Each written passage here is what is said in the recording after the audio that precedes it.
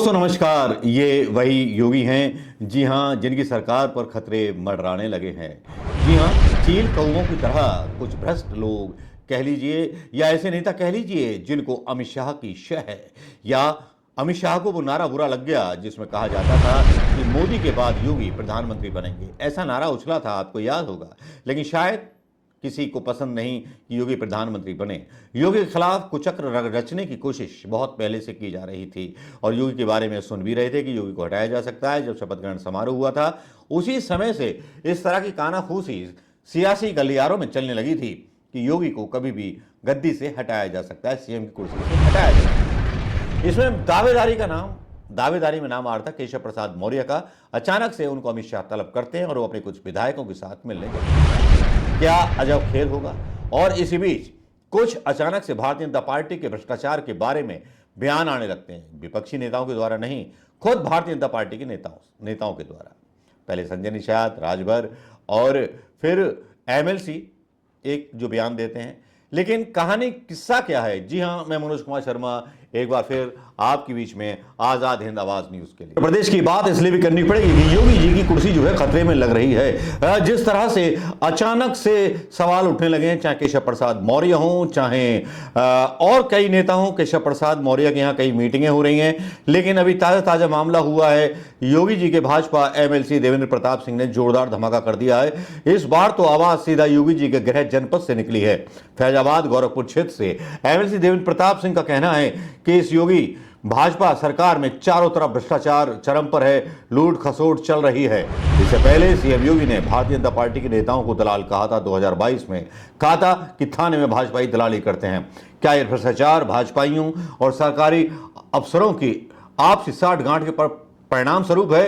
कुछ लोगों को नोचने खसोटने का परिमट मिल गया है और जो नहीं नोच पा रहा या कम नोच पा रहे वे सीएम योगी के खिलाफ बगावती आवाज उठा रहे हैं। क्या सीएम योगी के खिलाफ उठती आवाजें प्रायोजित हैं या स्वतः हैं?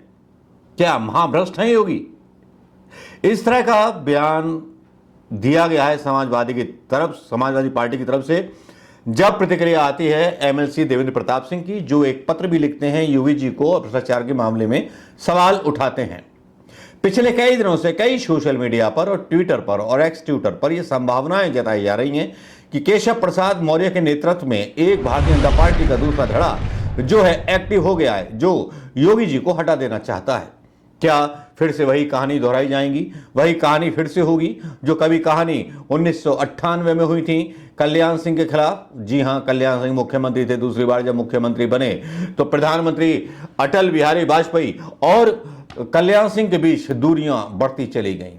कल्याण सिंह ने केंद्रीय नेतृत्व को चुनौती दे दी थी। जी हां, यह कहा जाता है कि तब भारतीय जनता पार्टी इसी तरह से बिखरी थी, जबकि एक बार नारा यह दिया जाता था यूपी में कि मोदी के बाद योगी, मोदी के बाद योगी। शायद ये नारा किसी आदमी को पसंद नहीं आया। कौन है वो आदमी?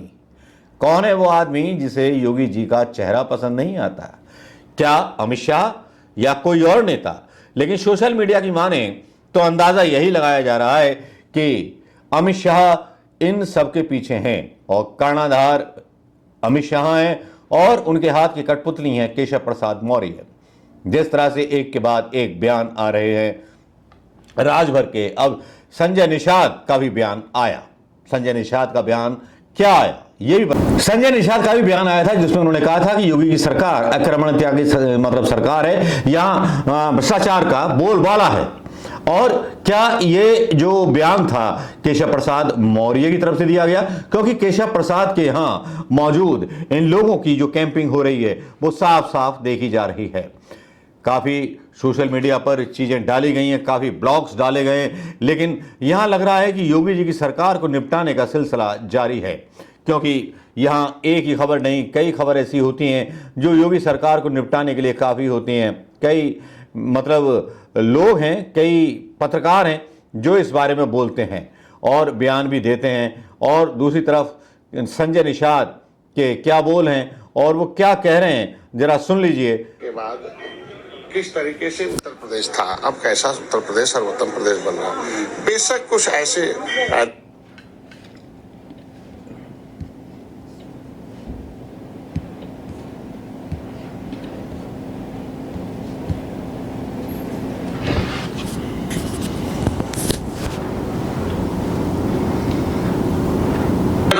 विपक्ष जो है, विपक्ष को सत्ता में आने के लिए लहलहाता बहुत दूर से है। इनके सत्ता में रहने के बाद किस तरीके से उत्तर प्रदेश था, अब कैसा उत्तर प्रदेश और उत्तर प्रदेश बना। बेशक कुछ ऐसे अधिकारी कर्मचारी हैं जो उन लोगों के संपर्क में हैं और ऐसा गलत काम करते हैं। कुछ कार्यकर्ताओं का जगह जगह चलने दो, मत करो। संजय निषाद का ये बयान सुनने लायक है। क्या केशव प्रसाद मौर्य के कहने पर यह बयान दिया गया?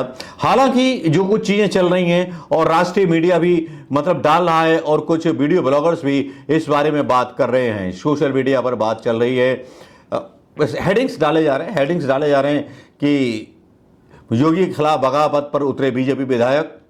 हेडिंग नंबर 2 डाला जा रहा है कि केशव को योगी की खरी खरी, सरकार को खरोंच आई तो संगठन सरकार से बड़ा है, उछल कूद करने वाले शांत हो जाएंगे। लेकिन योगी जी का भी एक बयान आता है। योगी जी क्या बोलते हैं? बोले हम इतनी सारी सीटें जीते हैं और इस बार 2027 में भी जीतेंगे। योगी जी क्या बोल रहे हैं ये भी सुन लीजिए।